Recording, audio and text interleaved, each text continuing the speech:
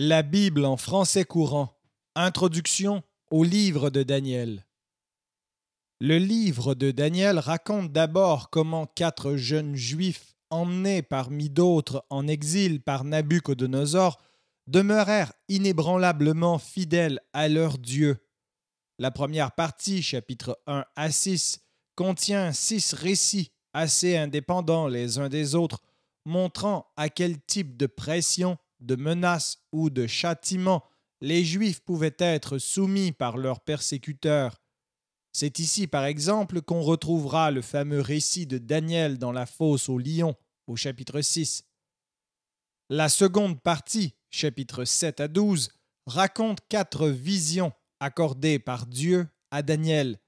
Ces visions dévoilent l'histoire du peuple juif placé sous la domination de plusieurs nations étrangères jusqu'à ce que Dieu le rétablisse et instaure son royaume. Par son genre et son style, ce livre ressemble beaucoup au livre de l'Apocalypse, à la fin du Nouveau Testament. L'un et l'autre visent essentiellement à encourager les croyants de tous les temps à persévérer dans la foi, quelles que soient les épreuves et les persécutions à affronter. Ce sont des écrits de résistance.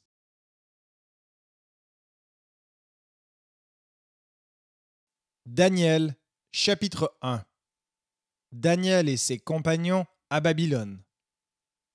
Pendant la 3e année du règne de Joachim, roi de Juda, le roi de Babylone, Nabuchodonosor, vint assiéger Jérusalem. Le Seigneur livra Joachim en son pouvoir et le laissa s'emparer d'une partie des ustensiles sacrés du temple de Dieu.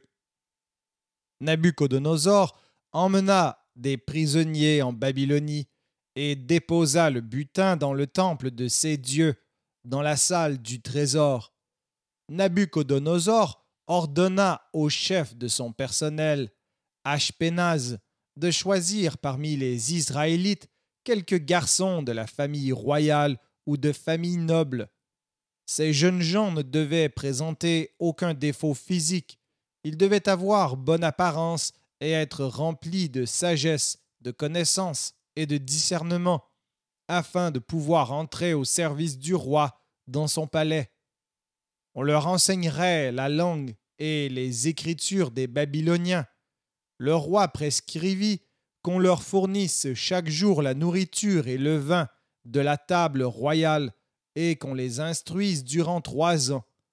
À la fin de cette période, ils entreraient à son service. Parmi ceux de la tribu de Juda qui furent choisis se trouvaient Daniel, Anania, Michaël et Azaria. Le chef du personnel royal leur donna de nouveaux noms. Daniel reçut le nom de Beltassar, Anania celui de Shadrach, Michaël celui de Méshach et Azaria celui d'Abed-Négo. Daniel prit la ferme résolution de ne pas se rendre impur en consommant la nourriture et le vin de la table royale. Il demanda donc au chef du personnel de ne pas l'obliger à se rendre impur par de tels aliments. Dieu permit que sa requête soit accueillie avec faveur et bienveillance par le chef du personnel. Toutefois, celui-ci répondit à Daniel : « C'est Sa Majesté le roi lui-même qui a prescrit ce que vous devez manger et boire. J'ai peur qu'il ne vous trouve pas aussi bonne mine qu'aux autres jeunes gens de votre âge.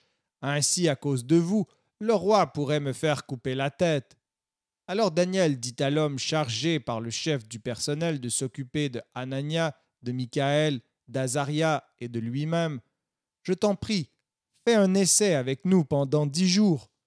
Qu'on nous donne seulement des légumes à manger et de l'eau à boire. Ensuite, tu compareras notre mine à celle des jeunes gens qui consomment la nourriture de la table royale.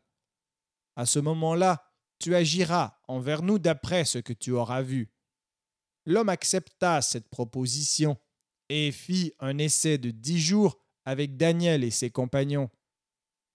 À la fin de cette période, on put constater qu'ils avaient meilleure mine et avaient pris plus de poids que les jeunes gens nourris des mets de la table royale. C'est pourquoi l'homme responsable d'eux continua d'écarter la nourriture et le vin qu'on leur fournissait. Il leur donnait seulement des légumes. Dieu accorda aux 4 jeunes gens du discernement et de vastes connaissances dans les domaines de la langue et de la sagesse. Daniel était capable, en outre, de comprendre le sens des visions et des rêves. Au terme du délai fixé par le roi Nabuchodonosor pour qu'on lui présente les jeunes gens choisis, le chef du personnel les lui amena. Le roi s'entretint avec eux. Daniel, Anania, Michaël et Azaria se révélèrent plus compétents que tous les autres. C'est pourquoi ils entrèrent à son service. Lorsque le roi les interrogeait sur n'importe quel sujet exigeant de la sagesse et de l'intelligence, il les trouvait 10 fois supérieurs à tous les devins et magiciens de son royaume. Daniel resta au service du roi jusqu'au moment où Cyrus devint roi.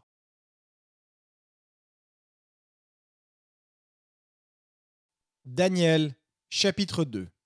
Le premier rêve de Nabuchodonosor. Pendant la 2e année de son règne, Nabuchodonosor fit un rêve. Il en fut si troublé qu'il en perdit le sommeil. Il ordonna de convoquer les devins, magiciens, sorciers et enchanteurs, afin qu'on lui révèle ce qu'il avait rêvé. Lorsqu'ils arrivèrent et se présentèrent devant lui, il leur déclara : « J'ai fait un rêve qui m'a beaucoup troublé. J'aimerais que vous me disiez ce que j'ai rêvé. » Les enchanteurs répondirent au roi en langue araméenne : « Longue vie au roi, qu'il nous communique ce qu'il a rêvé, et nous lui en donnerons la signification. » Le roi répondit : « Ma décision est fermement prise. Si vous ne me révélez pas le contenu et la signification de mon rêve, vous serez coupés en morceaux et vos maisons seront transformées en tas de décombres. Si au contraire, vous me les révélez, vous recevrez de moi de riches cadeaux et de grands honneurs. Alors dites-moi le contenu et la signification de ce rêve. » Pour la seconde fois, les enchanteurs dirent au roi : « Que le roi nous communique ce qu'il a rêvé, et nous pourrons lui en donner la signification. » Le roi s'écria : « Je vois bien que vous essayez de gagner du temps, parce que vous constatez que ma décision est fermement prise. Mais si vous ne me révélez pas ce que j'ai rêvé, la sentence sera la même pour tous. Vous vous êtes concertés pour ne prononcer devant moi que des propos mensongers et trompeurs, en attendant que la situation ait changé. Eh bien non, dites-moi ce que j'ai rêvé, et je saurai ainsi que vous êtes capable de m'en donner la signification. » Les enchanteurs reprirent : « Majesté, aucun être humain au monde ne peut faire ce que tu exiges. D'ailleurs, aucun roi, même grand ou puissant, n'a jamais demandé une chose pareille à un devin, à un magicien ou à un enchanteur. Ce que tu exiges est excessif. Personne ne peut te donner la réponse, sinon les dieux, mais ils n'habitent pas dans le monde des hommes. » Alors le roi entra dans une très violente colère et ordonna de mettre à mort tous les sages de Babylone. Cette décision fut publiée et les sages allaient être exécutés. On chercha donc aussi Daniel et ses compagnons pour les faire mourir. Dieu révèle à Daniel le rêve du roi. Daniel s'adressa avec prudence et sagesse au capitaine Arioch, chef des gardes du roi, qui s'était mis en route pour aller mettre à mort les sages de Babylone. Il lui demanda pourquoi le roi avait prononcé une sentence si dure. Arioch lui exposa l'affaire. Aussitôt Daniel se rendit chez le roi pour le prier de lui accorder un délai afin qu'il puisse lui communiquer la signification de son rêve. De retour chez lui, Daniel raconta toute l'affaire à ses compagnons, Anania, Michaël et Azaria. Il les invita à implorer la bienveillance du Dieu du ciel au sujet de ce rêve mystérieux, afin de ne pas être exécutés avec les autres sages de Babylone. Et le mystère fut révélé à Daniel pendant la nuit, au cours d'une vision. Alors Daniel se mit à louer le Dieu du ciel en ces termes. Remercions Dieu en tout temps, car la sagesse et la puissance lui appartiennent. Il est le maître du temps et de l'histoire. Il renverse les rois ou les établit. C'est lui qui accorde la sagesse aux sages, qui donne le discernement aux intelligents et qui révèle les secrets les plus mystérieux. Il sait ce qui se cache dans les ténèbres, car la lumière brille à ses côtés. Vers toi, Dieu de mes ancêtres, monte ma reconnaissance et mes louanges. Tu m'as rempli de sagesse et de force. Tu m'as fait connaître ce que nous t'avons demandé, en nous révélant ce qui préoccupe le roi. Là-dessus, Daniel se rendit chez Arioc, à qui le roi avait ordonné de tuer les sages de Babylone. Sitôt arrivé, il lui dit « Ne fais pas mourir les sages de Babylone. Introduis-moi auprès du roi, et je lui indiquerai la signification de son rêve. » Sans tarder, Arioc amena Daniel chez le roi et dit à celui-ci « Majesté, parmi les déportés de Juda, j'ai trouvé un homme capable de t'indiquer la signification de ton rêve. » La statue aux pieds fragiles. Le roi s'adressa à Daniel, appelé aussi Beltassar, et lui demanda « Es-tu vraiment capable de me révéler ce que j'ai rêvé et de m'en donner la signification ?» Daniel lui répondit « Aucun sage, aucun magicien, aucun devin, aucun astrologue n'est en mesure de révéler au roi le mystère dont il parle. Mais il y a dans le ciel un Dieu qui révèle les mystères. C'est lui qui fait connaître au roi Nabuchodonosor ce qui arrivera dans l'avenir.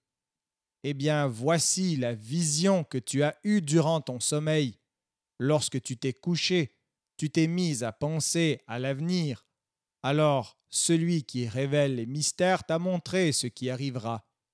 Pour ma part, ce mystère m'a été révélé, non pas parce que je serais plus sage que n'importe qui d'autre, mais pour que quelqu'un puisse te communiquer la signification de ton rêve et te faire connaître ce qui inquiète ton esprit. Voici donc ce que tu as vu. Devant toi se dressait une grande, très grande statue d'une splendeur éblouissante et d'un aspect terrifiant.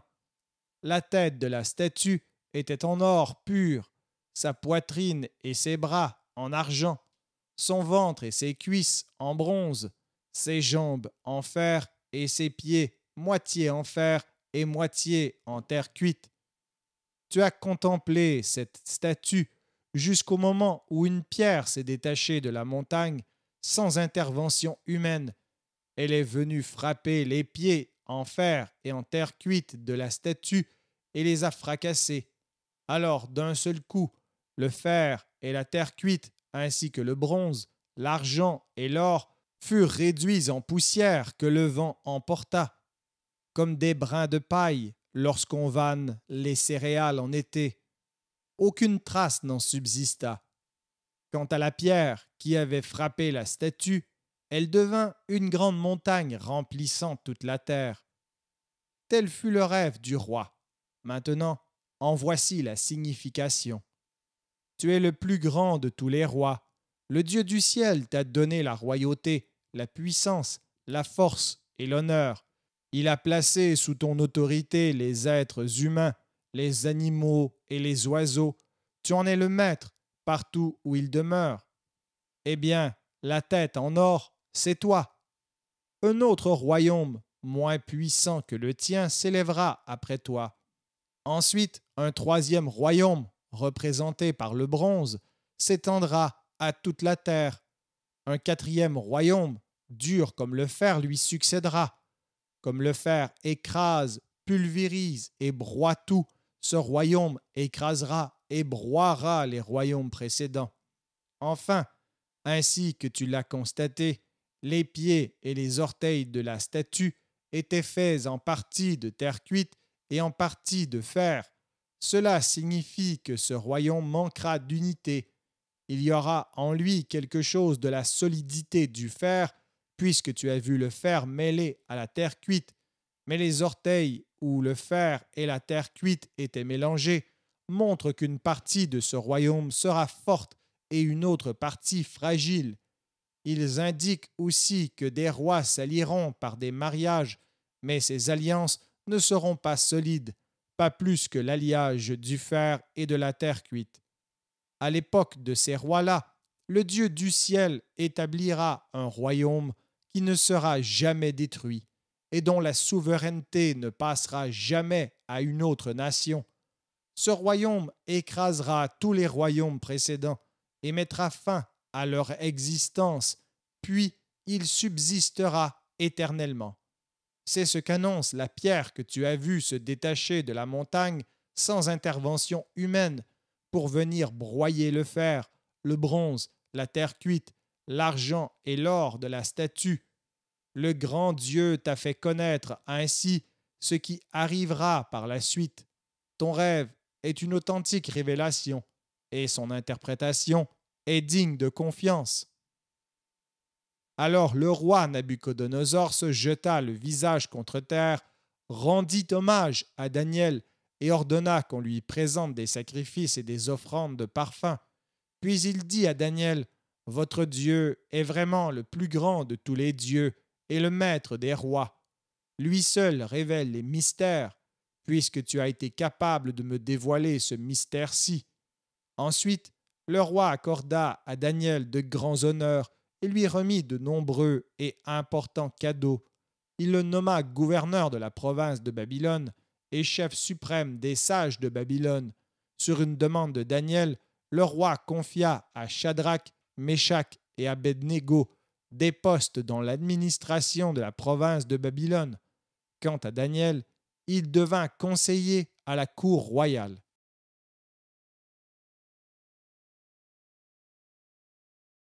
Daniel, chapitre 3. L'ordre d'adorer la statue d'or. Le roi Nabuchodonosor fit construire une statue d'or de 30 mètres de haut et de 3 mètres de large, et il ordonna qu'on la dresse sur la plaine de Doura, dans la province de Babylone.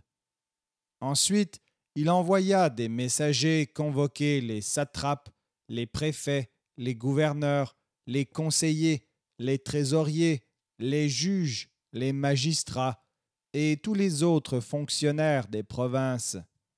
Ils devaient venir pour l'inauguration de la statue que le roi avait fait dresser. Tous ces hauts fonctionnaires se rassemblèrent donc et prirent place devant la statue pour la cérémonie d'inauguration. Le maître de cérémonie cria d'une voix puissante: « Gens de tous les peuples, de toutes nations et de toutes langues, écoutez l'ordre que voici. Dès que vous entendrez jouer de la trompette, de la flûte, de la cithare, de la sambuc, du psaltérion, de la cornemuse et de tous les genres d'instruments de musique, vous vous inclinerez jusqu'à terre pour adorer la statue d'or que le roi Nabuchodonosor a fait dresser. Si quelqu'un refuse de s'incliner et de l'adorer, on le jettera immédiatement dans la fournaise où brûle un feu intense. » Ainsi donc, dès que les gens de tout peuple, nations et langues entendirent jouer de la trompette, de la flûte, de la cithare, de la sambuc, du psaltérion et de tous les genres d'instruments de musique, ils s'inclinèrent jusqu'à terre et adorèrent la statue d'or que le roi Nabuchodonosor avait fait dresser. Les amis de Daniel restent fidèles à Dieu. Aussitôt après, quelques Babyloniens vinrent accuser les Juifs. Ils s'adressèrent au roi Nabuchodonosor et lui dirent: « Longue vie au roi! Sa Majesté le roi lui-même a donné l'ordre suivant. Tout homme devra s'incliner jusqu'à terre pour adorer la statue d'or dès qu'il entendra jouer de la trompette, de la flûte, de la cithare, de la sambuc, du psaltérion, de la cornemuse et de tous les genres d'instruments de musique. Si quelqu'un refuse de s'incliner et d'adorer la statue, on le jettera dans la fournaise où brûle un feu intense. Eh bien, Majesté, les Juifs, Shadrach, Meshach et Abed-Négo, à qui tu as confié des postes dans l'administration de la province de Babylone, n'ont pas tenu compte de ton ordre. Ils refusent de servir tes dieux et d'adorer la statue d'or que tu as fait dresser. Très en colère, Nabuchodonosor ordonna qu'on lui amène Shadrach, Meshach et Abed-Négo. Lorsqu'ils furent présents, le roi leur demanda: Est-il vrai, Shadrach, Meshach et Abed-Négo, que vous refusez de servir mes dieux et d'adorer la statue d'or que j'ai fait dresser? Vous allez entendre de nouveau jouer de la trompette, de la flûte, de la cithare, de la sambuc, du psaltérion, de la cornemuse et de tous les genres d'instruments de musique. Êtes-vous prêts maintenant à vous incliner jusqu'à terre pour adorer la statue que j'ai faite? Si vous refusez, vous serez jetés immédiatement dans la fournaise où brûle un feu intense. Quel Dieu pourrait alors vous arracher à mon pouvoir? Shadrach, Meshach et Abed-Négo répondirent au roi: Majesté, nous ne voulons pas essayer de nous justifier. Sache toutefois que notre Dieu, le Dieu que nous servons, est capable de nous sauver. Oui, il nous arrachera à la fournaise et à ton pouvoir. Et à supposer qu'il ne le fasse pas, sache bien que nous refuserons quand même de servir tes dieux et d'adorer la statue d'or que tu as fait dresser. Nabuchodonosor devint furieux. Il pâlit de rage face à Shadrach, Meshach et Abed-Négo. Il exigea qu'on chauffe la fournaise 7 fois plus que d'habitude, et il ordonna à quelques vigoureux soldats de son armée de ligoter Shadrach, Meshach et Abed-Négo pour les jeter dans la fournaise. Aussitôt, on ligota ces 3 hommes vêtus de leurs costumes d'apparat, pantalons, tuniques et bonnets, et on les jeta dans la fournaise. Conformément à l'ordre catégorique du roi, on avait chauffé la fournaise. Ainsi, lorsque les soldats allèrent jeter Shadrach, Meshach et Abed-Négo dans le feu, ils furent eux-mêmes tués par les flammes. Quant à Shadrach, Meshach et Abed-Négo, ils tombèrent tous les 3 ligotés au cœur de la fournaise. Les 3 amis sauvés de la fournaise. Soudain, le roi Nabuchodonosor se leva stupéfait et demanda à ses ministres: N'avons-nous pas jeté 3 hommes ligotés dans le feu? C'est exact, Majesté, répondirent-ils. Et pourtant, reprit le roi, je vois 4 hommes non ligotés qui se déplacent en plein milieu du feu. Ils ne portent aucune trace de blessure, et le 4e ressemble tout à fait à un être divin. Nabuchodonosor s'approcha de l'ouverture de la fournaise et cria: Shadrach, Meshach et Abed-Négo, serviteurs du Dieu Très-Haut, sortez de là et venez. Aussitôt, ils sortirent tous 3 du milieu du feu. Les satrapes, les préfets, les gouverneurs et les ministres du roi s'attroupèrent pour les examiner. Leurs corps n'avaient pas subi l'atteinte du feu, leurs cheveux n'étaient pas roussis, leurs vêtements n'étaient pas endommagés, ils ne portaient même aucune odeur de brûlé. Le roi s'écria: Merci au Dieu de Shadrach, de Meshach et d'Abed-Négo. Il a envoyé son ange délivrer ses serviteurs qui, pleins de confiance en lui, ont désobéi à mon ordre royal. Ils ont préféré s'exposer aux tortures plutôt que de servir et d'adorer d'autres dieux que le leur. C'est pourquoi je décrète ce qui suit. Si une personne, quel que soit son peuple, sa nation ou sa langue d'origine, parle avec légèreté du Dieu de Shadrach, de Meshach et d'Abed-Négo, cette personne sera coupée en morceaux et sa maison sera transformée en un tas de décombres. En effet, aucun autre Dieu n'est capable d'accomplir une telle délivrance. Ensuite, le roi confia à Shadrach, à Meshach et à Abed-Négo des postes plus importants que précédemment dans la province de Babylone. Le second rêve du roi, le grand arbre. Le roi Nabuchodonosor adressa le message suivant aux gens de tout peuple, de toute nation et de toute langue habitant la terre entière. Je vous souhaite une paix parfaite.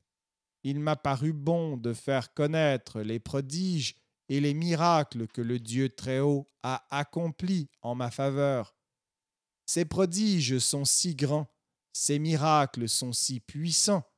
Ce Dieu régnera éternellement, sa souveraineté n'aura pas de fin.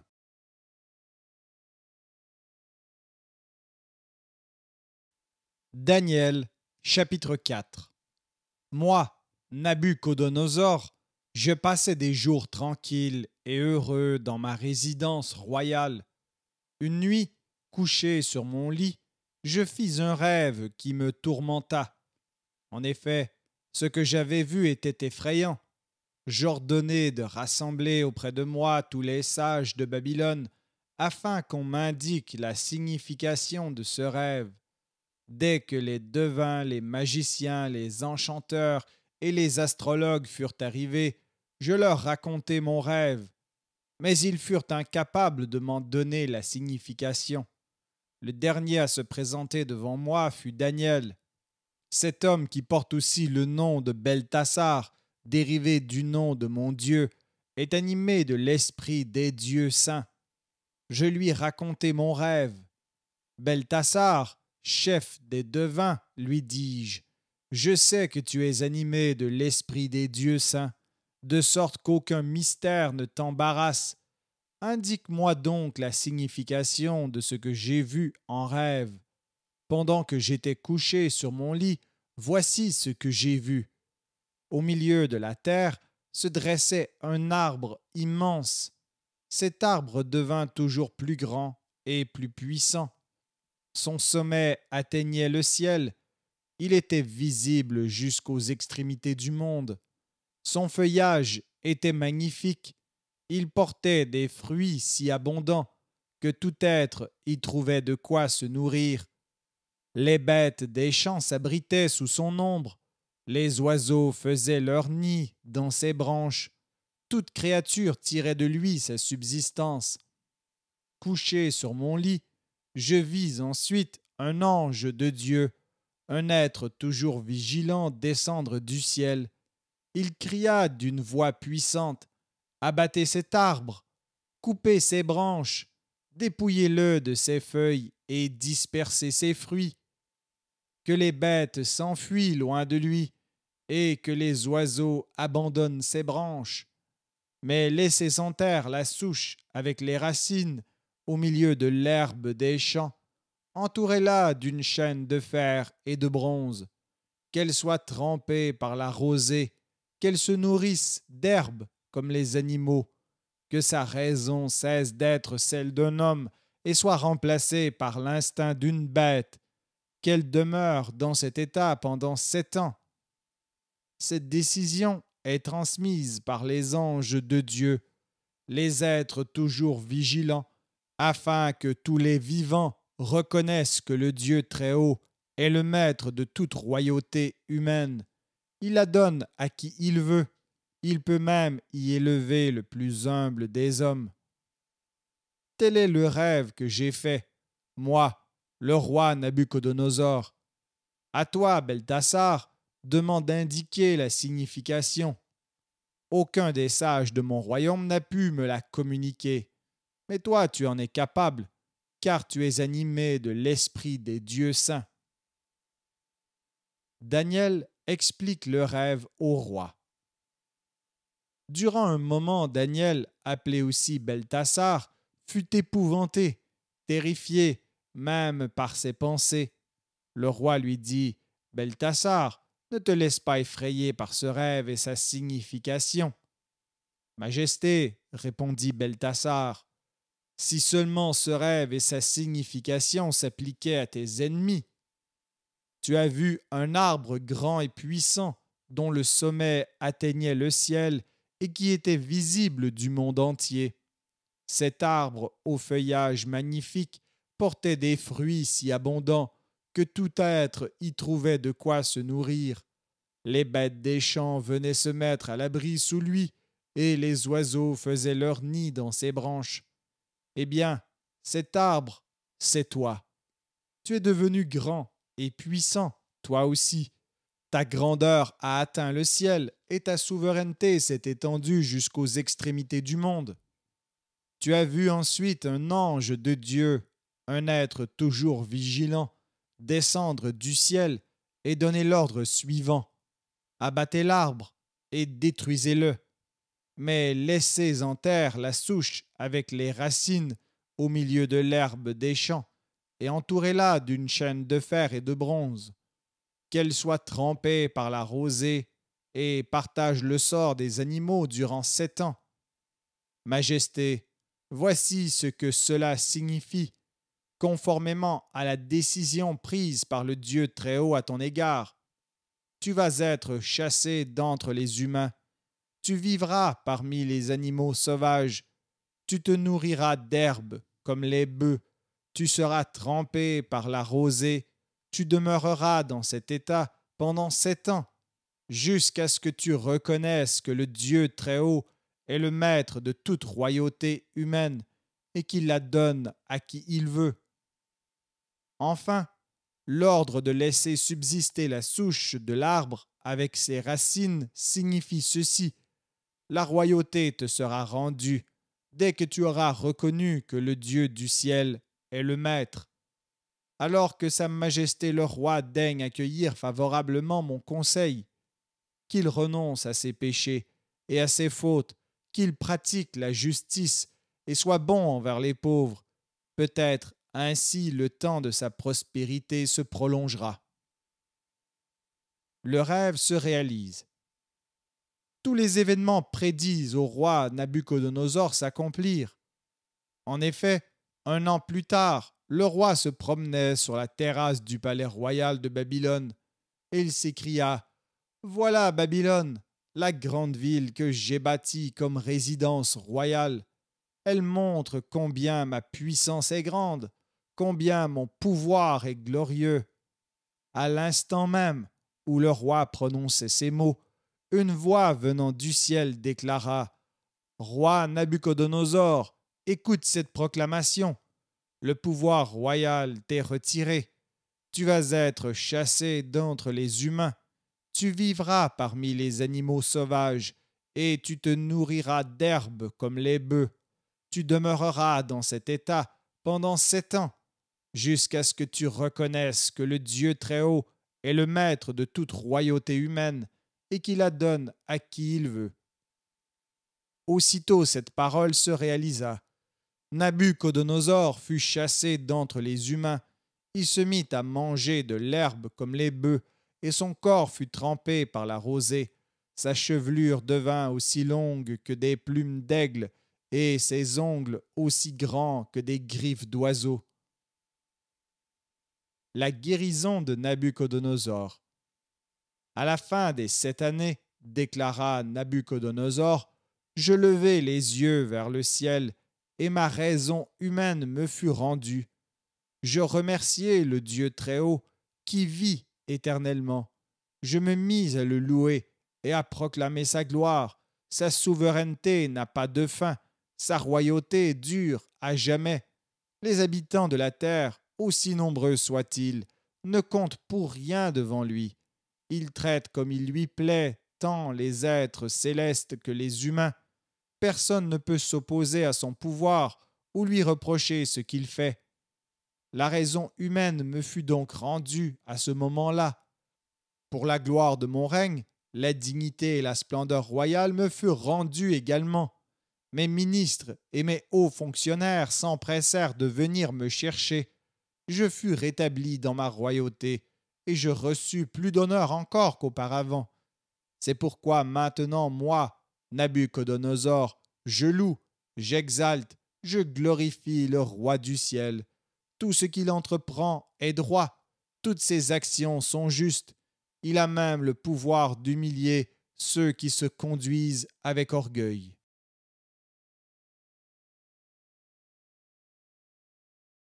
Daniel, chapitre 5. Le banquet du roi Balthazar. Un jour, le roi Balthazar offrit un grand banquet à ses hauts fonctionnaires, au nombre de 1000, et il se mit à boire du vin en leur présence. Sous l'influence de l'alcool, il ordonna qu'on apporte les coupes d'or et d'argent que son père Nabuchodonosor avait prises au temple de Jérusalem. Il voulait s'en servir pour boire en compagnie de ses hauts fonctionnaires, de ses femmes et de ses épouses de second rang. On apporta donc les coupes d'or qui provenaient du temple de Jérusalem, la maison de Dieu, et le roi les utilisa pour boire en compagnie de tous ses invités. Après avoir bien bu, ils se mirent à chanter les louanges des dieux d'or et d'argent, de bronze et de fer, de bois et de pierre. À ce moment précis, une main humaine apparut à proximité du porte-lampe. Elle écrivit quelque chose sur la paroi blanchie à la chaux du palais royal. Lorsque le roi vit cette main qui écrivait, il devint tout pâle et fut terrifié par ses pensées. Il perdit sa belle assurance et ses genoux s'entrechoquèrent. Il ordonna à grands cris de faire venir les sages de Babylone, magiciens, enchanteurs ou astrologues, et il leur dit: celui qui déchiffrera cette inscription et m'en donnera la signification sera revêtu d'habits d'apparat. On passera un collier d'or autour de son cou et il sera un des principaux ministres du royaume. Tous les sages au service du roi s'avancèrent, mais aucun d'eux ne put déchiffrer l'inscription pour en donner la signification au roi. Balthazar en fut terrifié et devint encore plus pâle. Ses hauts fonctionnaires eux-mêmes étaient bouleversés. Daniel interprète l'inscription mystérieuse.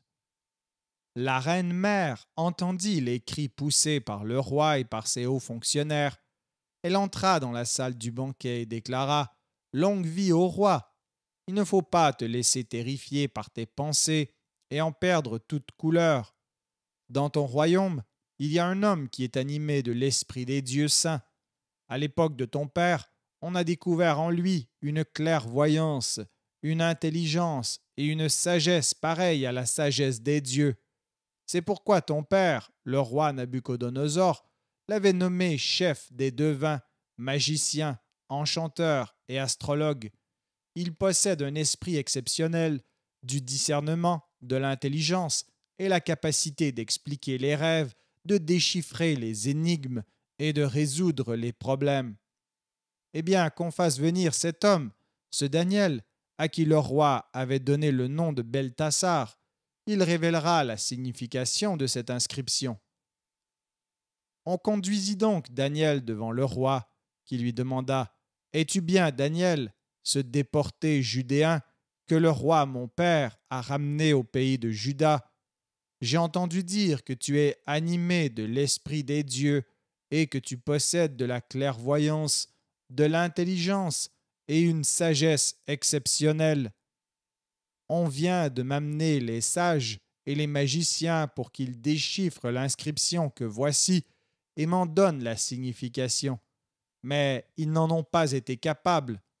Or j'ai appris que toi, tu es capable d'expliquer les énigmes et de résoudre les problèmes. Si tu parviens à déchiffrer cette inscription et à m'en donner la signification, tu seras revêtu d'habits d'apparat, on passera un collier d'or autour de ton cou, et tu seras l'un des principaux ministres du royaume. » Daniel répondit au roi: « Tu peux garder pour toi tes cadeaux et tes présents, ou les donner à d'autres. Pourtant je déchiffrerai l'inscription, et je t'en expliquerai la signification. Majesté, le Dieu Très-Haut avait fait de ton père Nabuchodonosor un grand roi, couvert de gloire et de dignité. À cause de cette grandeur reçue de Dieu, les populations de tout pays, de toute nation et de toute langue tremblaient de peur devant lui. Il condamnait à mort qui il voulait, il laissait vivre qui il voulait, il honorait ou humiliait qui il voulait. Mais il devint orgueilleux et plein d'arrogance. Alors il fut renversé de son trône royal et privé de sa gloire. Il fut chassé d'entre les humains et réduit à vivre comme les bêtes. Il eut sa demeure parmi les ânes sauvages, se nourrit d'herbes comme les bœufs, et son corps fut trempé par la rosée. Cela dura jusqu'au jour où il reconnut que le Dieu Très-Haut est le maître de toute royauté humaine et qu'il y élève qui il veut. Toi, Balthazar, son fils, tu savais fort bien tout cela, et pourtant tu n'as pas adopté une attitude plus humble. Tu as défié le Dieu du ciel lorsque tu as fait apporter les coupes sacrées venant de son temple, et que vous vous en êtes servis pour boire du vin, toi, tes hauts fonctionnaires, tes femmes et tes épouses de second rang. De plus, tu as chanté les louanges des dieux d'argent et d'or, de bronze et de fer, de bois et de pierre, des dieux qui ne voient rien, n'entendent rien et ne savent rien, et tu as refusé de rendre gloire au Dieu qui tient dans sa main ta vie présente et ta destinée. Alors Dieu a envoyé une main tracer cette inscription. Voici ce qui est écrit. Menez, menez, Tekel et Parsin. Et en voici le sens. Mener signifie compter. Dieu a fait les comptes au sujet de ton règne et il y met fin. Tekel signifie peser. Tu as été pesé sur une balance et l'on a jugé que tu ne fais pas le poids. Pérès signifie diviser. Ton royaume a été divisé pour être donné aux Mèdes et aux Perses. Aussitôt Balthazar ordonna à ses serviteurs de revêtir Daniel d'habits d'apparat et de lui passer un collier d'or autour du cou. Il fit aussi proclamer que Daniel devenait un des principaux ministres du royaume. Au cours de la nuit suivante, Balthazar, roi de Babylone, fut tué.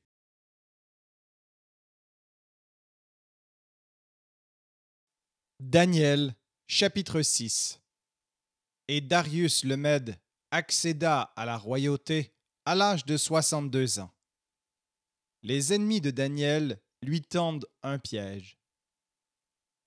Darius décida de créer 120 postes de satrapes afin de placer dans tout l'empire des hommes qui représentent son autorité.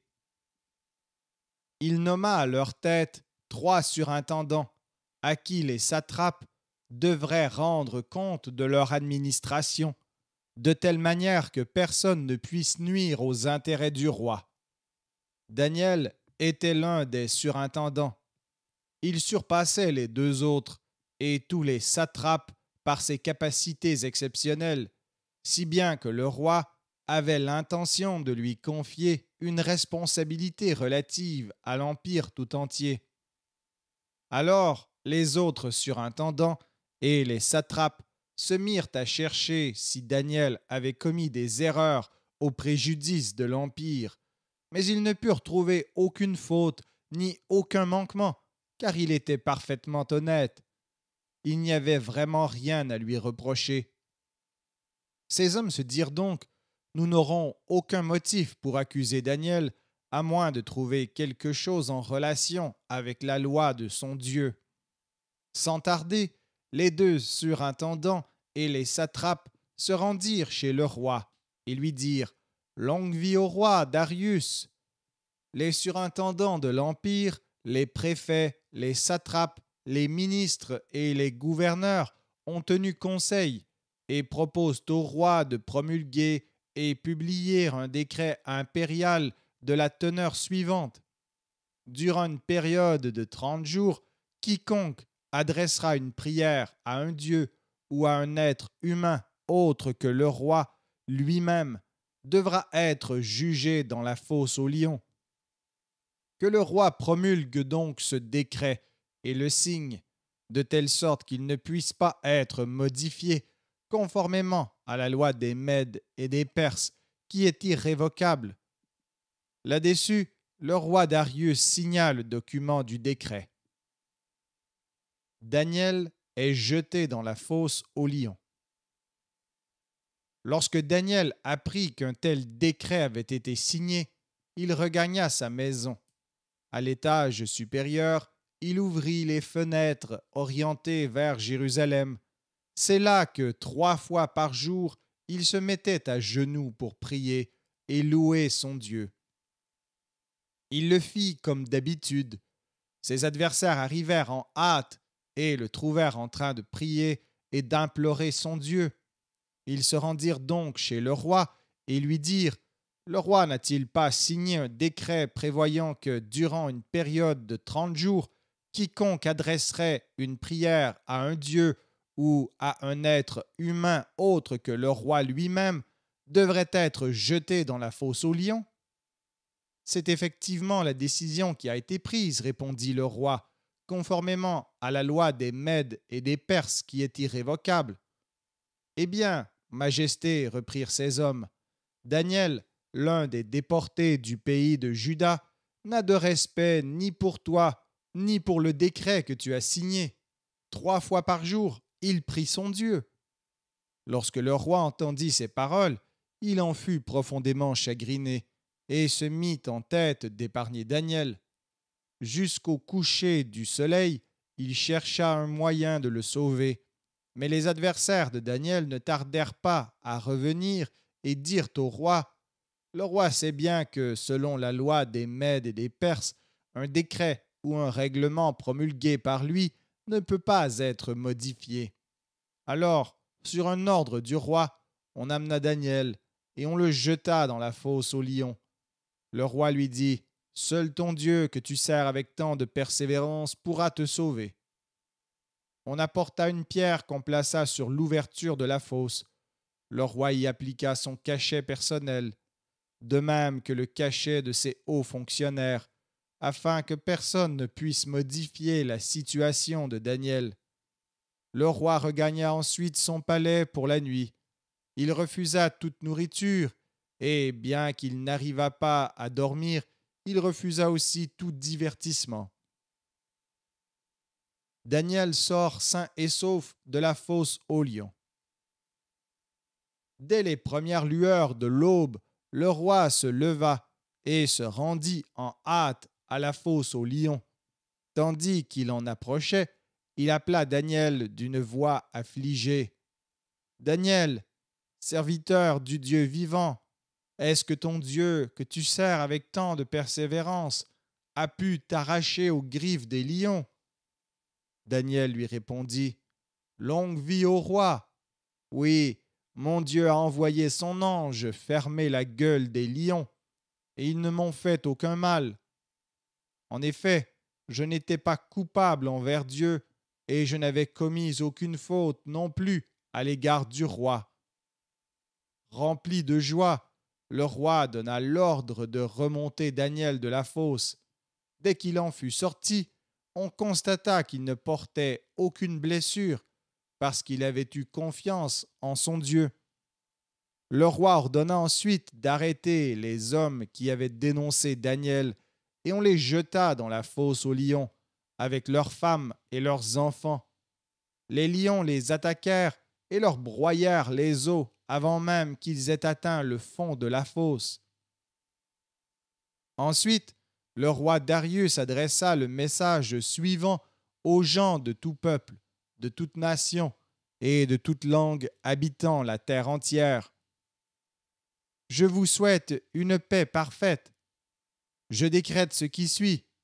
Dans tout l'empire placé sous mon autorité, chacun doit manifester un respect absolu envers le Dieu de Daniel. Il est le Dieu vivant, celui qui subsistera toujours. Son règne ne cessera jamais. Sa souveraineté durera éternellement. Il délivre et il sauve. Il accomplit des prodiges et des miracles dans le ciel et sur la terre. C'est lui en effet qui a arraché Daniel aux griffes des lions. Par la suite, Daniel occupa un poste important sous le règne de Darius, puis sous le règne de Cyrus, roi de Perse.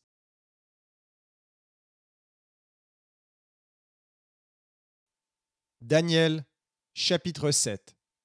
Première vision de Daniel, les 4 bêtes. Pendant la première année du règne de Balthazar à Babylone, Daniel fit un rêve, et son esprit fut assailli par des visions, alors qu'il était couché sur son lit. Plus tard, il mit par écrit son rêve. Voici en substance ce qu'il a raconté. Durant la nuit, j'ai vu, en vision, le vent se déchaîner des quatre coins de l'horizon sur la mer immense. Quatre bêtes énormes sortaient de la mer. Chacune était différente des autres. La première ressemblait à un lion, mais elle avait des ailes d'aigle. Tandis que je regardais, ses ailes lui furent arrachées. Elle fut soulevée de la terre, dressée sur ses deux pattes de derrière, comme un être humain, et elle reçut une intelligence humaine. La deuxième bête, semblable à un ours, était à demi levée et tenait trois côtes dans sa gueule. Entre ses dents, elle reçut l'ordre de se lever tout à fait et d'aller dévorer beaucoup de chair. Je continuai de regarder et je vis une autre bête qui ressemblait à un léopard. Elle avait quatre ailes d'oiseau sur le dos, ainsi que quatre têtes, et elle reçut un pouvoir de domination. Je continuai de regarder les visions qui m'apparaissaient pendant la nuit. La quatrième bête que je vis était effrayante, terrifiante, d'une puissance extraordinaire. Elle avait d'énormes dents de fer pour manger et déchiqueter ses victimes, et elle piétinait ce qu'elle ne mangeait pas. Elle était absolument différente des trois bêtes précédentes et avait 10 cornes. Tandis que j'examinais ces cornes, une nouvelle corne plus petite se mit à pousser parmi les autres et déracina trois d'entre elles. La nouvelle corne avait des yeux, comme un être humain, et une bouche qui prononçait des paroles orgueilleuses. Le jugement de Dieu. Je continuai de regarder. Des trônes furent installés, et un vieillard vint s'asseoir. Il avait des habits blancs comme la neige, et sa chevelure était comme de la laine pure. Son trône flamboyant avait des roues qui brillaient comme un feu ardent. Un fleuve de feu s'écoulait de devant lui. Des millions de dizaines de millions de personnages se tenaient devant lui pour le servir. Alors le tribunal prit place, et des livres furent ouverts.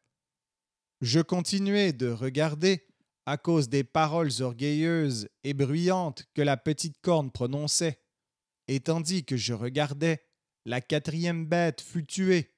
On détruisit son corps en le jetant dans un feu intense. Les autres bêtes furent privées de leur souveraineté, mais on leur accorda une prolongation de vie pour un temps déterminé. Je continuai de regarder les visions qui m'apparaissaient pendant la nuit. Un être semblable à un homme arrivait parmi les nuages du ciel.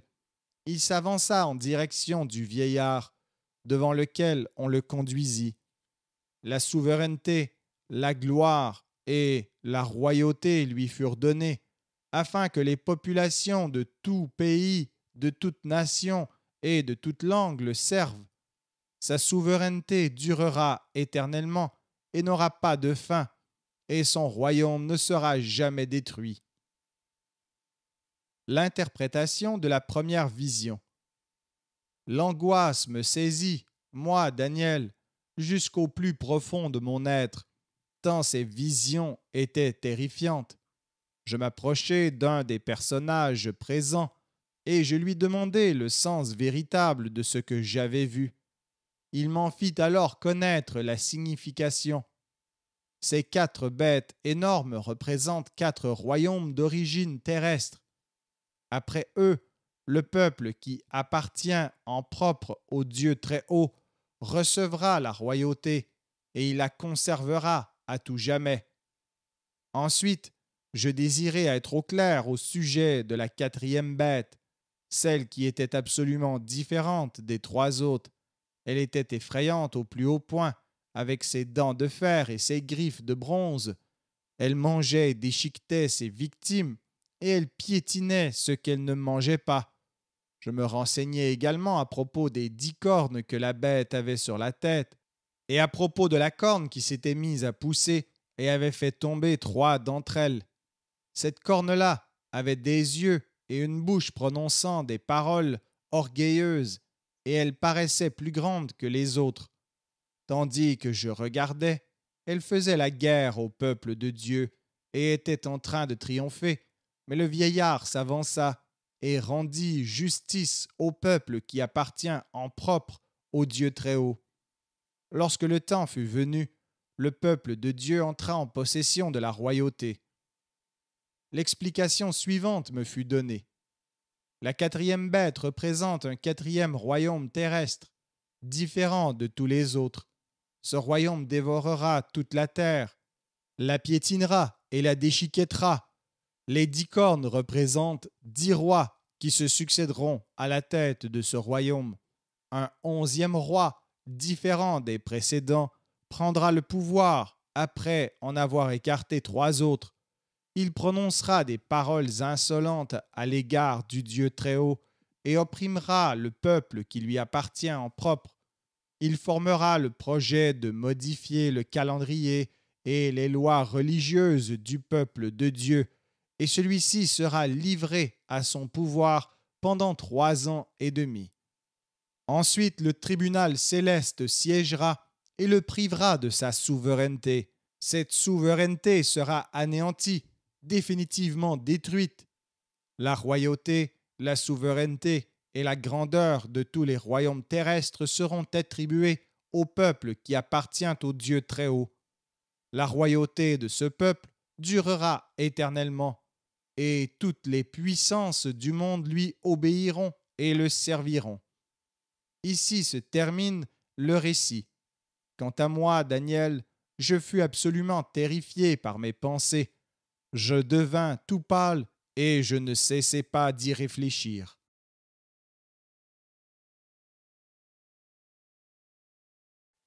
Daniel, chapitre 8. Deuxième vision, le bélier et le bouc. Durant la 3e année du règne de Balthazar, moi, Daniel, j'eus une nouvelle vision, après celle que j'avais eue précédemment. Voici ce que je vis alors. Je me voyais à Suse, ville forte de la province d'Élam, au bord de la rivière nommée Oulaï. Tandis que je regardais, je vis un bélier qui se tenait sur le bord de la rivière. Il avait 2 cornes de grande taille. Toutefois, celle qui avait poussé en dernier était plus grande que l'autre. Je vis le bélier donner des coups de corne en direction de l'ouest, du nord et du sud. Aucune autre bête n'était capable de lui résister, et on ne pouvait arracher personne à son pouvoir. Il agissait comme bon lui semblait, et sa puissance ne cessait pas de grandir. Pendant que je réfléchissais à tout cela, je vis un bouc arriver de l'Occident. Il parcourait toute la terre sans même toucher le sol. Ce bouc avait une corne impressionnante entre les yeux. Il arriva près du bélier à 2 cornes que j'avais vu sur le bord de la rivière, et il se précipita sur lui de toutes ses forces. Je le vis atteindre le bélier, s'acharner à le frapper et lui briser les 2 cornes. Il jeta à terre le bélier qui était incapable de lui résister, et il le foula aux pieds.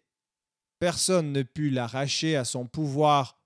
La force du bouc grandit énormément, mais lorsqu'il fut au sommet de sa puissance, la grande corne se brisa. À sa place, 4 autres cornes impressionnantes poussèrent, orientées vers les 4 coins de l'horizon.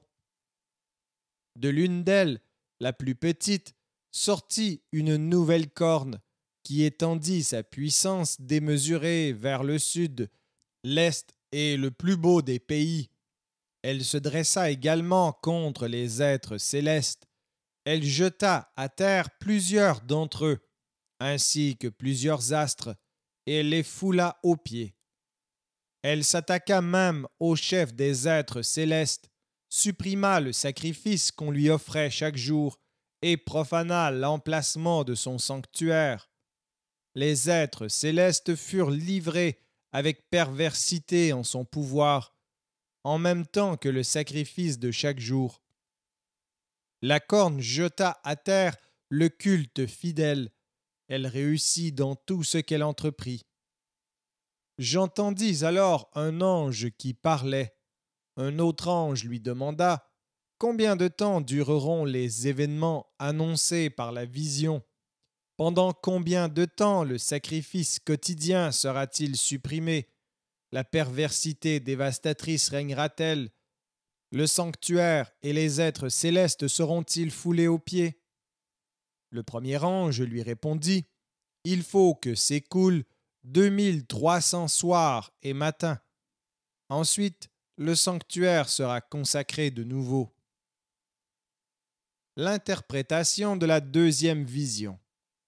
Tandis que moi, Daniel, je contemplais cette vision et que j'essayais d'en comprendre la signification, un être qui ressemblait à un homme vint se placer en face de moi, et j'entendis une voix venant de la rivière Oulaï lui crier: Gabriel, explique à cet homme la vision qu'il a eue. Gabriel s'approcha de l'endroit où je me tenais. Terrifié, je me jetai le visage contre terre, mais il me dit: Toi qui n'es qu'un homme, sache pourtant que cette vision concerne la fin des temps.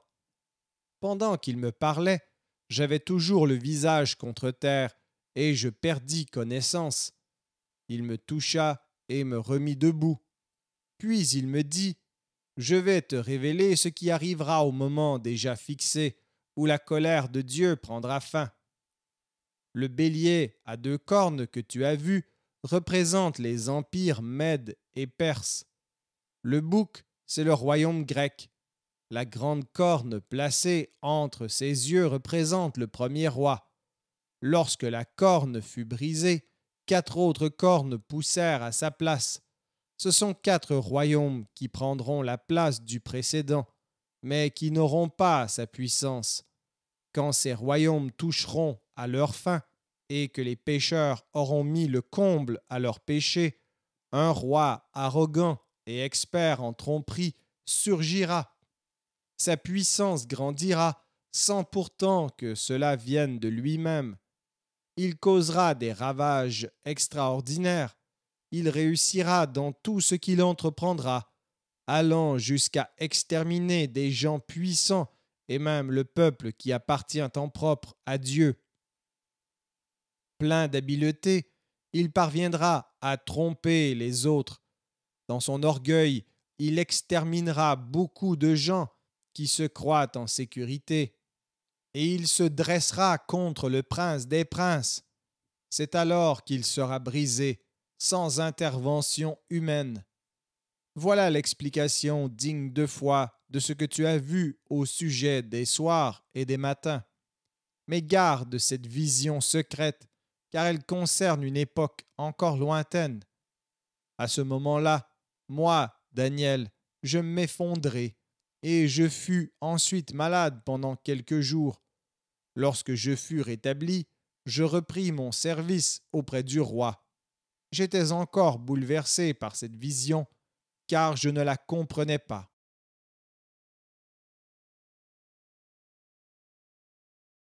Daniel, chapitre 9. Prière de Daniel.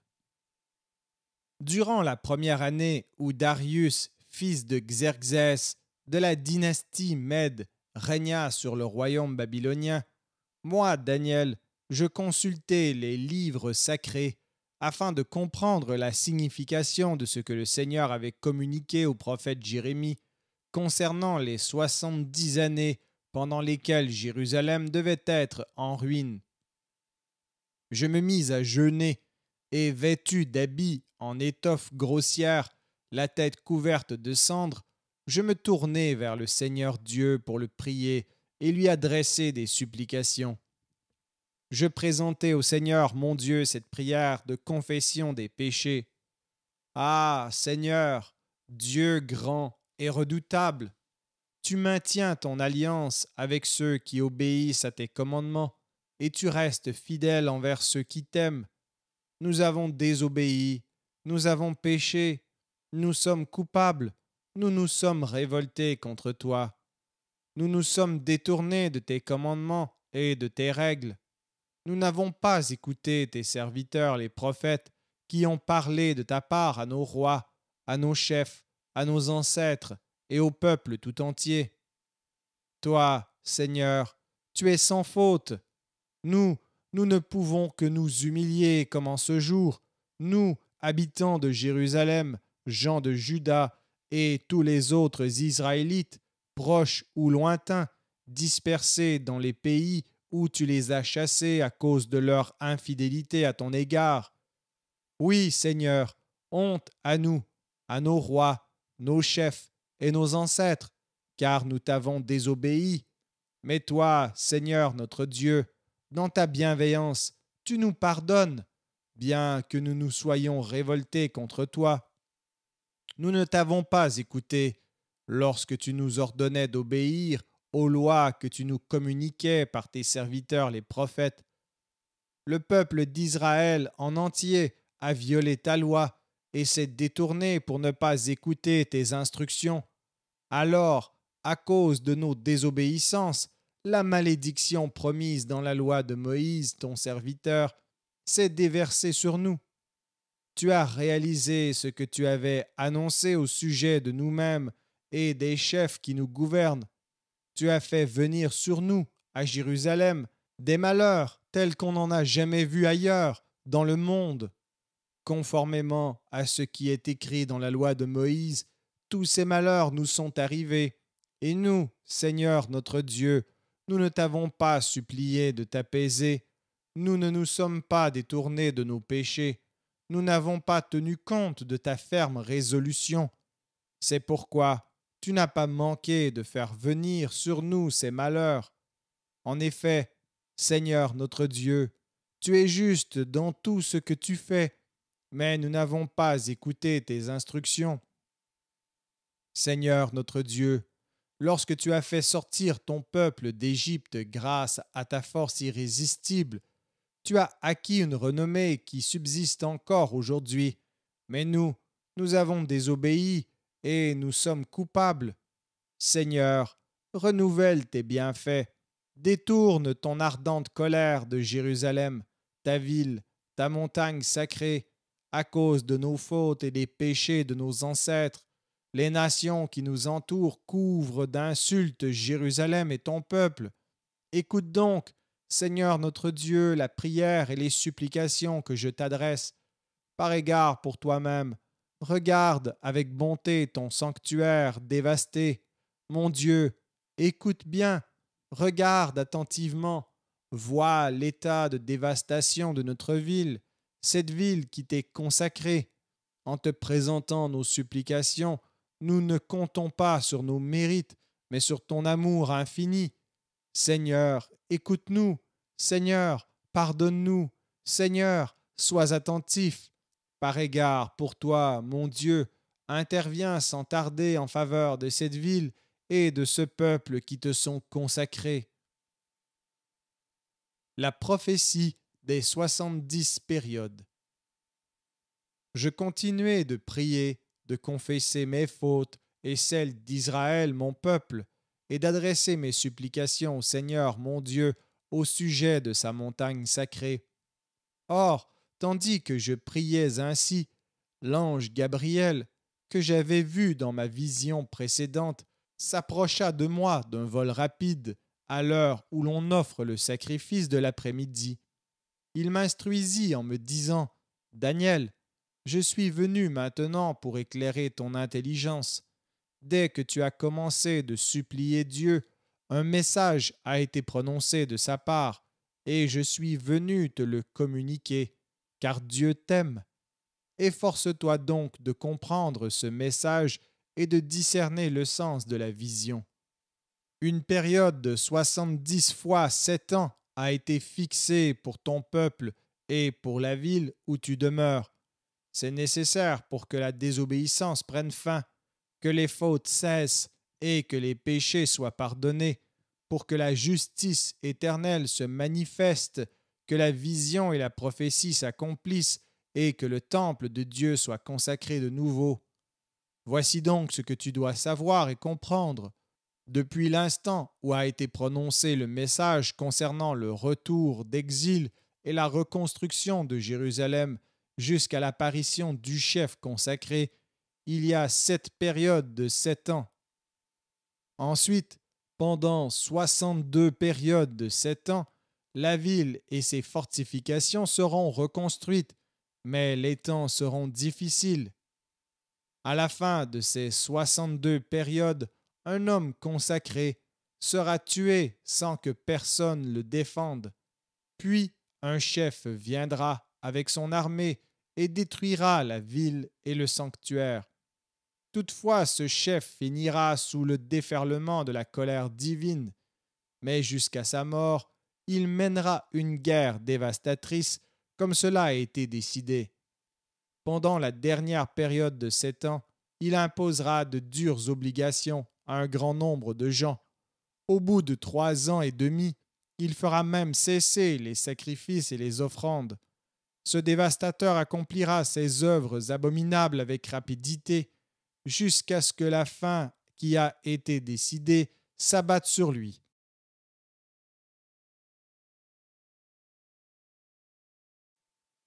Daniel, chapitre 10. Troisième vision, l'homme vêtu de lin. Durant la 3e année du règne de Cyrus, roi de Perse, un message de Dieu fut révélé à Daniel, appelé aussi Beltassar. Ce message digne de foi annonçait de grandes difficultés. Daniel y réfléchit attentivement et en découvrit le sens grâce à la vision. À cette époque, moi, Daniel, j'observais les rites de deuil pendant 3 semaines complètes. Je ne mangeais aucun mets délicat, je ne consommais ni viande ni vin, et je renonçais à me parfumer la tête jusqu'à ce que ces 3 semaines soient passées. Le 24e jour du premier mois, je me trouvais au bord du Tigre, le grand fleuve. Tandis que je regardais, j'aperçus un personnage vêtu d'habits de lin, avec une ceinture en or pur autour de la taille. Son corps ressemblait à une pierre précieuse, son visage brillait comme un éclair, ses yeux étaient pareils à des torches enflammées, ses bras et ses jambes luisaient comme du bronze poli. Quand il parlait, on croyait entendre le bruit d'une foule. Moi, Daniel, je fus le seul à voir cette apparition. Les gens qui m'entouraient ne virent rien, et pourtant, saisis de terreur, ils coururent se cacher. Je demeurai donc tout seul à contempler cette apparition impressionnante. Cependant, mes forces me quittèrent, mon visage changea de couleur, il devint livide, et je me trouvai sans aucune énergie. J'entendis le personnage prononcer des paroles. Au bruit de sa voix, je perdis connaissance et m'écroulai le visage contre terre. Alors une main me toucha et me fit tenir, tout tremblant, sur mes genoux et mes mains. Le personnage me dit « Daniel, toi que Dieu aime, efforce-toi de comprendre le sens des paroles que je t'adresse. Tiens-toi debout, car c'est auprès de toi que j'ai été envoyé en cet instant. » À ces mots, je me mis debout, en tremblant encore. Il ajouta « N'aie pas peur, Daniel.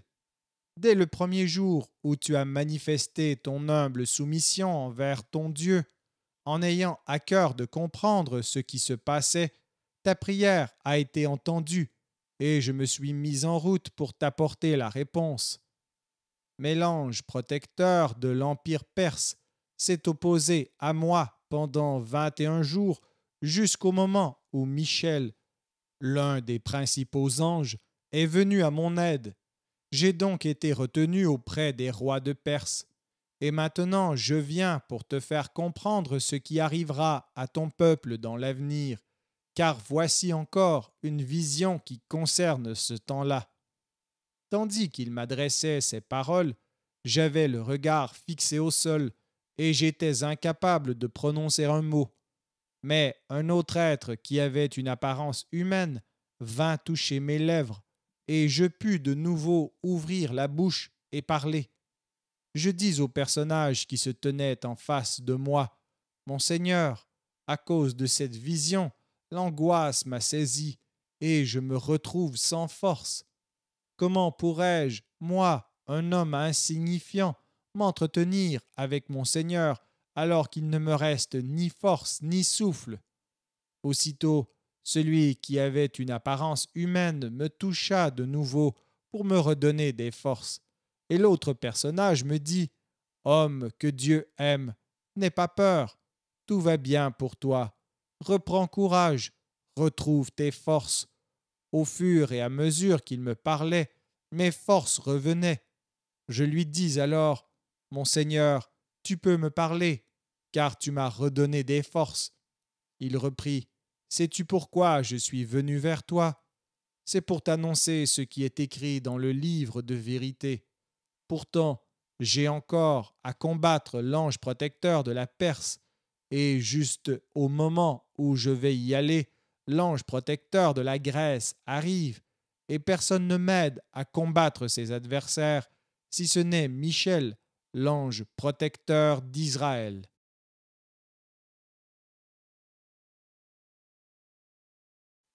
Daniel, chapitre 11. Que j'ai moi-même aidé et soutenu pendant la première année du règne de Darius le Mède. Et maintenant, voici le message digne de foi que j'ai à te transmettre. La guerre entre les rois du Nord et du Sud. 3 rois vont se succéder au gouvernement de la Perse, suivi d'un 4e qui accumulera des richesses plus grandes encore que ses prédécesseurs. Lorsque ces richesses lui auront donné suffisamment de puissance, il mettra tout en œuvre contre le royaume de Grèce. Mais un guerrier deviendra roi de Grèce. À la tête d'un empire étendu, il agira comme bon lui semblera. Toutefois, quand il sera bien établi, son pouvoir royal sera brisé et son royaume sera disloqué aux 4 coins de l'horizon. Ce ne sont pas ses descendants qui lui succéderont. Le pouvoir royal sera réparti entre d'autres gens, mais ceux-ci n'atteindront pas la puissance qu'il avait. Celui qui régnera sur le royaume du Sud sera puissant, mais l'un de ses généraux deviendra plus puissant que lui et exercera un pouvoir plus étendu que le sien. Au bout de quelques années, ils concluront un pacte. La fille du roi du Sud épousera le roi du Nord pour rétablir l'entente, mais elle ne conservera pas son pouvoir. Son mari lui-même ne restera pas en vie, et leur enfant non plus. Elle aussi perdra la vie en ce temps-là, tout comme son entourage, son père et son mari. Un membre de sa famille prendra la place de son père et viendra menacer l'armée du roi du Nord dans ses propres forteresses. Il attaquera cette armée et la vaincra. Il emmènera comme butin en Égypte les statues des dieux du pays, ainsi que les précieux ustensiles d'or et d'argent qui leur étaient consacrés. Puis, durant quelques années, il se tiendra à distance du roi du Nord. Ensuite, celui-ci se rendra dans le royaume du Sud, puis regagnera son pays. Les fils du roi du Nord se prépareront à la guerre en rassemblant des troupes extrêmement nombreuses. L'un d'eux se mettra en campagne et, avec ses soldats, franchira la frontière comme un torrent qui déborde. En regagnant ensuite son pays, il attaquera une ville fortifiée de l'ennemi. Exaspéré, le roi du Sud lancera une offensive contre le roi du Nord. Celui-ci mettra sur pied des troupes nombreuses, mais elles tomberont au pouvoir de l'adversaire. Le roi du Sud tirera orgueil de cette grande victoire. Toutefois, malgré les milliers de soldats qu'il fera mourir, il ne triomphera pas. Le roi du Nord mettra sur pied de nouvelles troupes, plus nombreuses que les précédentes. Au bout de quelques années, Il reviendra avec cette grande armée équipée d'un matériel imposant. À cette époque-là, beaucoup de gens prendront position contre le roi du Sud, même des gens de ton peuple, Daniel, des partisans de la violence, se soulèveront contre lui afin que se réalise une certaine vision. Mais ils échoueront. Le roi du Nord viendra donc, élèvera un remblai contre une ville fortifiée et s'en emparera. L'armée du Nord, malgré ses troupes d'élite, ne pourra lui résister. Elle n'en aura pas la force. L'envahisseur agira comme bon lui semblera, puisque rien ne lui résistera. Il s'installera dans le plus beau des pays, après y avoir semé la destruction. Puis il décidera d'intervenir avec toute la puissance de son royaume et fera semblant d'agir avec droiture. Il donnera sa fille en mariage au roi du Sud, avec l'intention d'entraîner le pays de son ennemi dans la ruine, mais cette ruse ne réussira pas du tout. Ensuite, il dirigera ses regards vers les régions côtières et s'emparera de plusieurs territoires, jusqu'à ce qu'un chef étranger mette fin à son arrogance et en fasse retomber les conséquences sur lui.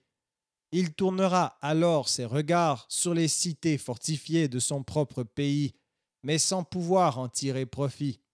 Au contraire, il mourra sans laisser de traces. Son successeur enverra un homme piller le plus glorieux édifice du royaume.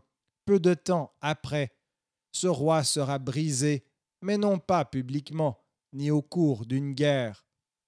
Son successeur sera un personnage méprisable, à qui l'on n'aura pas confié la dignité royale. En pleine paix, cet homme viendra s'emparer de la royauté par des intrigues.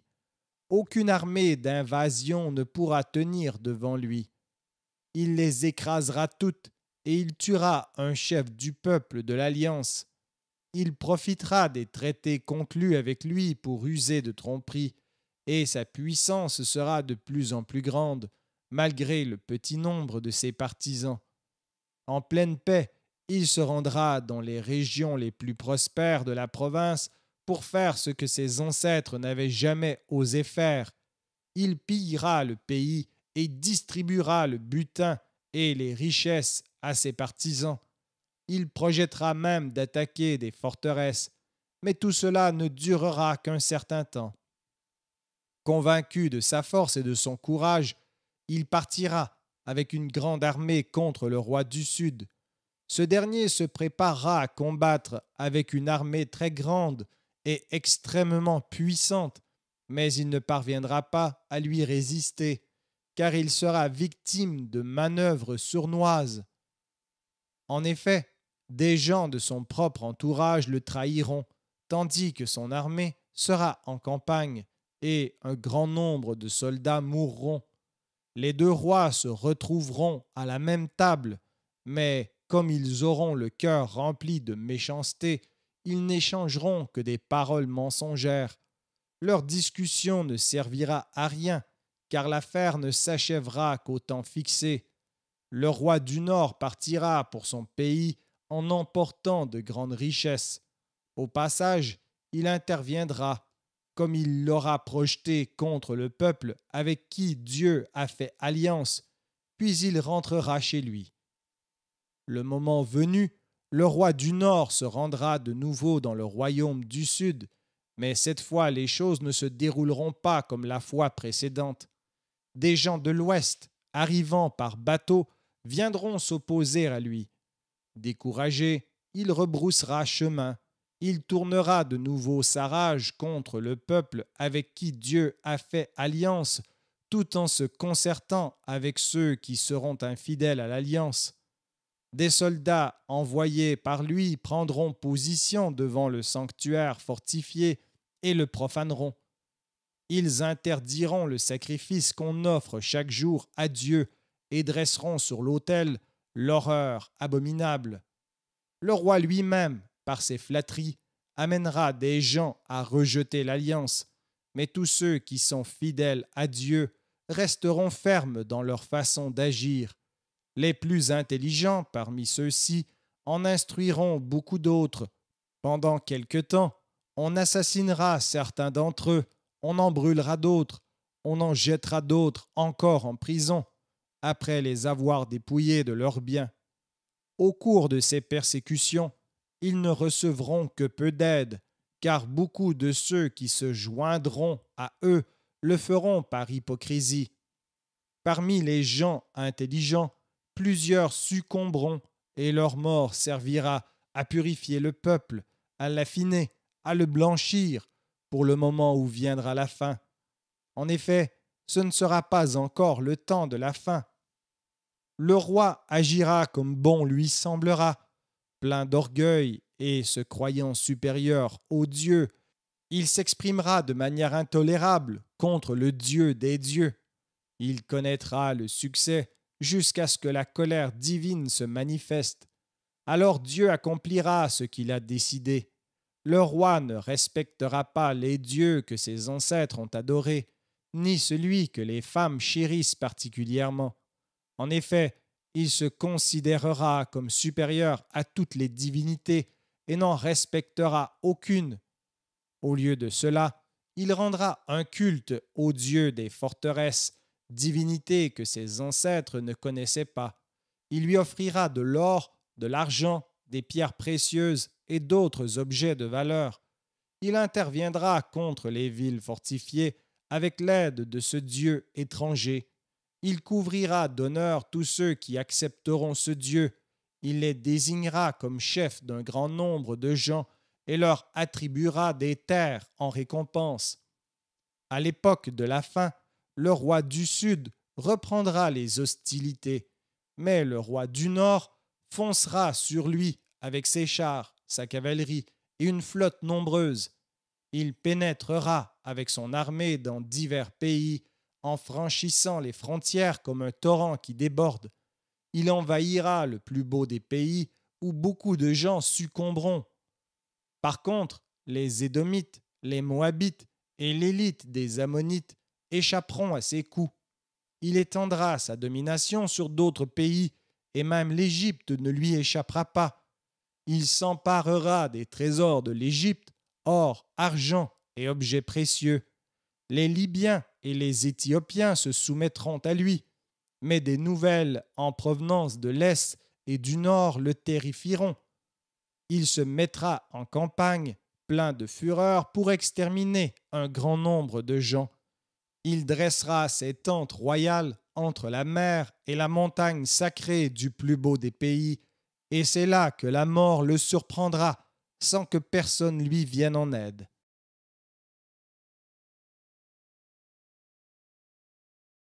Daniel, chapitre 12. Le temps d'angoisse et le retour à la vie. L'ange me dit encore, en ce temps-là paraîtra Michel, le chef des anges, le protecteur de ton peuple. Ce sera un temps d'angoisse comme il n'y en aura jamais eu depuis qu'une nation existe, et jusqu'à ce moment-là. Alors seront sauvés tous ceux de ton peuple dont le nom sera inscrit dans le livre de vie. Beaucoup de gens qui dorment au fond de la tombe se réveilleront, les uns pour la vie éternelle, les autres pour la honte, pour l'horreur éternelle. Les gens intelligents rayonneront de splendeur comme la voûte céleste. Après avoir montré aux autres comment être fidèles, ils brilleront pour toujours comme des étoiles. Toi, Daniel, garde secret ce message. Ne révèle pas le contenu de ce livre avant le temps de la fin. Alors beaucoup de gens le consulteront, et leur connaissance en sera augmentée. Le moment de la fin reste un secret. Tandis que moi, Daniel, je contemplais cette vision, deux autres personnages apparurent, debout de part et d'autre du fleuve. L'un d'eux s'adressa au personnage vêtu d'habits de lin qui se tenait au-dessus de l'eau du fleuve et lui demanda « Quand ces événements extraordinaires prendront-ils fin ?» Le personnage aux habits de lin leva les deux mains vers le ciel et je l'entendis déclarer « Je le jure, Au nom du Dieu qui vit pour toujours, ces événements dureront 3 ans et demi. Ils prendront fin quand la puissance du peuple de Dieu sera entièrement brisée. Moi, Daniel, j'entendis ces paroles, mais sans comprendre. C'est pourquoi je demandai, Mon Seigneur, comment tout cela se terminera-t-il? Va en paix, Daniel, me répondit-il. Ce message doit rester soigneusement caché jusqu'au moment de la fin. Beaucoup de gens seront purifiés, blanchis, affinés par les épreuves. Les gens mauvais, incapables de comprendre, continueront de commettre leurs crimes. Mais les gens intelligents comprendront ce qui se passe. Depuis le moment où l'on ne pourra plus offrir à Dieu le sacrifice de chaque jour et où l'horreur abominable sera dressée sur l'autel, il s'écoulera 1290 jours. Heureux ceux qui demeureront fermes dans leur attente pendant 1335 jours.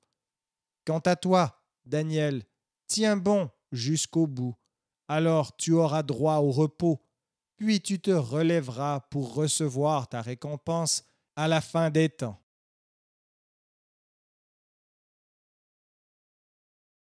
Merci d'avoir écouté cet enregistrement. N'hésitez pas à le partager. Il vous est également possible de télécharger gratuitement la version MP3 sur le site Un héros dans le net.